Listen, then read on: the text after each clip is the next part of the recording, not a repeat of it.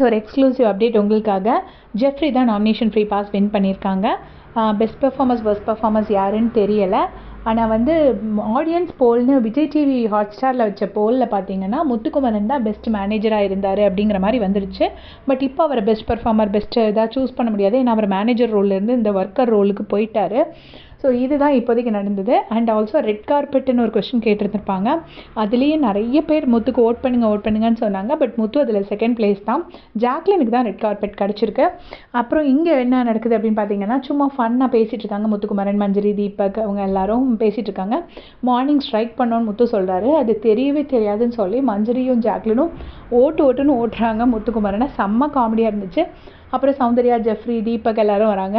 அவங்களும் எங்களுக்கு ஸ்ட்ரைக் நடந்ததே தெரியாது அப்படின்னு சொல்கிறாங்க. ஸோ முத்துக்குமரன் அதை காமெடி அவரோட ஸ்டைலில் சொல்லிட்டு இருக்காரு.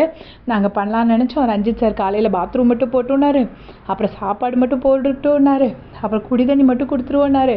இப்படி போயிட்டு ஒரு மணி நேரம் உண்ணாவிரத மாதிரி ஒரு 1 hour தான் நாங்கள் ஸ்ட்ரைக் பண்ணோன்னு சொல்லிட்டு காமெடியாக சொல்லிட்டு இருக்காங்க. செம்ம ஜாலியாக எல்லோரும் என்ஜாய் பண்ணிட்டு இருக்காங்க.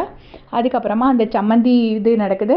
சம்மந்தி இதில் ஆஸ் யூஷுவல் நம்ம சேச்சி இருக்கும்போது சம்மந்தி கான்டெஸ்ட்டை யாராவது வின் பண்ண முடியுமா? ஸோ அன்ஷிதாவும் விஜய் விஷாலும் குக் பண்ண சம்மந்தி தான் வின் பண்ணியிருக்காங்க. அதர் டீம் வந்து தோத்துட்டாங்க. இதான் இப்போதைக்கு லைவில் நடந்தது. இதே மாதிரி அப்டேட் செஞ்சுக்கிறதுக்கு சேனல் சப்ஸ்கிரைப் பண்ணிக்கோங்க. தேங்க்ஸ் ஃபார் வாட்சிங்.